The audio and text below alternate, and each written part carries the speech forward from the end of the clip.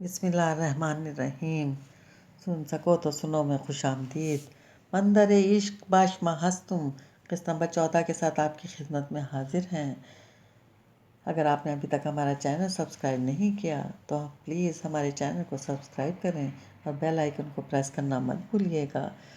Novel کیسا لگ رہا ہے اس بارے میں اپنی رائے کا اظہار ضرور کیجیے گا تاکہ ہماری حوصلہ افزائی ہوتی رہے۔ شکریہ۔ کچھ گھنٹوں کا اسٹے قطر میں ہونا تھا، اس لیے وہ اب قطر پہنچ گئے تھے۔ صلاح الدین نے اسے یہاں سے جانے کا کہا تھا، لیکن اس نے کہا تھا وہ بیٹھی رہے گی۔ صلاح الدین نے کہا وہ ڈر جائے گی، لیکن وہ ڈٹی رہی۔ مگر جیسے ہی پلین نیچے لینڈ کرنے لگا اور جو سمرن کی چیخیں تھیں جس سے مردے بھی اٹھ جاتے، یہ صلاح الدین کا کہنا تھا۔ اور جب پلین رک گیا تو سمرن کا والیوم مدھم ہوا۔ ماموں نے مڑ کر سمرن کو گھورا اور صلاح الدین کا ہنس ہنس کر برا حال ہو گیا۔ اس کا پیٹ دکھنے لگا تھا۔ ہائے میں بچ گئی۔ جب اسے یقین ہو گیا کہ پلین رک گیا تو دل پر ہاتھ رکھ کر گہرے گہرے سانس لینے لگی۔ یا اللہ تیرا شکر، میں شکرانے کے نفل پڑھوں گی پاکستان پہنچ کر۔ وہ لمبے لمبے سانس لیتے ہوئے بولی، نہیں، ابھی پاکستان نے آپ کی ہولناک چیخیں سننی ہیں۔ وہ ہنستے ہوئے بولا۔ سمرن نے غصے سے کیپ اتار کے اسے ماری۔ سمرن، یہ آخری بار ہے، بہت تنگ کیا اور ایسے کرتے ہی سوری بولو۔ ماموں ہلکے سے ڈپٹتے ہوئے بولے۔ سمرن نے صلاح الدین کو گھورا جو اسے دیکھ رہا تھا۔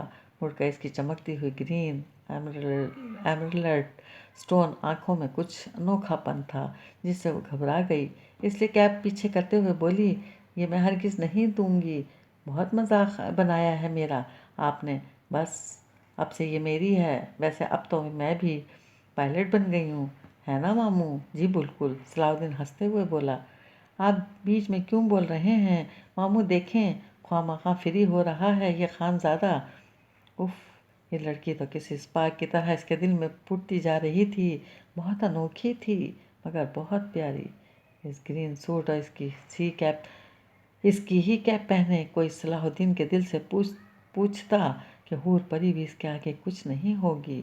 اسے تھوڑی دیر رکنا تھا جبکہ ماموں اٹھ پڑے تھے اور وہ اٹھ کر ماموں کی سیٹ پر آ گئی اور ایک ایک چیز کو دیکھنے لگی۔ اس نے یوکی کو پکڑا اور اسے ہلانے لگی۔ انداز خاصا بچوں والا تھا، جیسے بچے کسی گاڑی کے ساتھ کھیلنے لگ جاتے ہیں۔ صلاح الدین دلچسپی سے دیکھ رہا تھا۔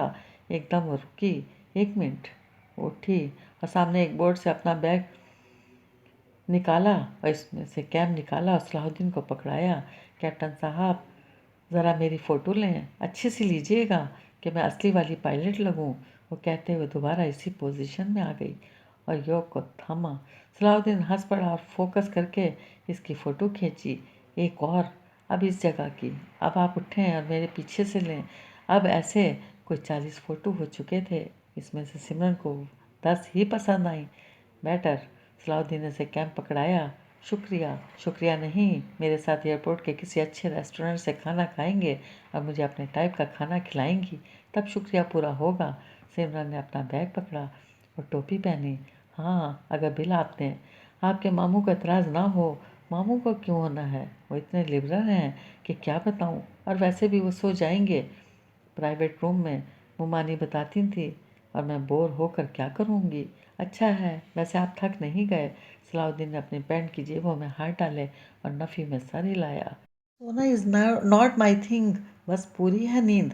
پھر ٹھیک ہے، مجھے کچھ پرفیوم بھی لینے ہیں، وہ کہتے ہوئے چل پڑی اور صلاح الدین مسکرا کر اس کے پیچھے آیا۔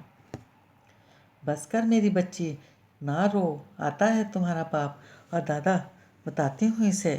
وہ ہیرا کو اپنے ساتھ لگائے غصے سے بولی، جبکہ ہیرا بچوں کی طرح رو رہی تھی۔ دوسری طرف آغا جان کو پتہ چلا کہ صلاح الدین نے سختی سے منع کیا ہے۔ وہ خاموش ہو گئے۔ انہیں فی الحال ہیرا کا نہیں پتہ چلا کیونکہ وہ مردان خانے میں موجود تھے اور اس وقت کسی کو بھی اجازت نہیں تھی کہ وہ یہاں آئے۔ ٹھیک ہے، جاؤ، وہ کچھ سوچتے ہوئے بولے۔ صلاح الدین کی ہمدردی کچھ زیادہ نہیں تھی، کچھ تو گڑبڑ تھی، مگر وہ اس لڑکی کو نہیں چھوڑیں گے جس کی وجہ سے ان کے پوتے نے ان کی نافرمانی کی، اور وہ کسی بھی حد تک چلے جائیں گے۔ اب بات انا سے اوپر گزر چکی تھی۔ وہ اب ہٹ کر اس کی بینڈیج کرنے لگا تھا۔ بالکل چپ کر کے وہ بھی خاموش تھی۔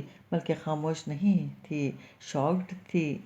صلاح الدین کا اتنا زیادہ ری ایکشن، وہ بھی ایک خون بہا والی کے لیے، ایسا بھی کبھی ہوا ہے؟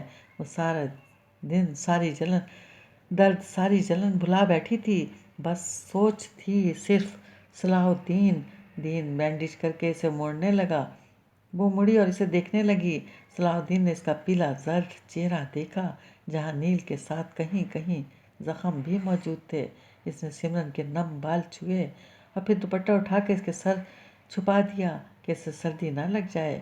اس وقت وہ نیلے رنگ کی گرم شلوار قمیض میں تھی، جس کے آگے خوبصورت کڑھائی ہوئی تھی، پر وہ اس میں پہلے کی طرح کھلی ہوئی تو نہیں، مگر بہتر لگ رہی تھی۔ صلاح الدین نے بڑھ کر اسے خود سے قریب کر کے اپنے ساتھ لگایا اور اس کا سر چوما اور کہنے لگا، تو قلب من را گرفت ای۔ یہ بات اس نے فارسی میں کہی تھی اور سمرن کو پتہ نہیں چلا۔ یہ کتابیں بھیجنے والا بھی وہی ہے، اور اس نے کہا کیا ہے؟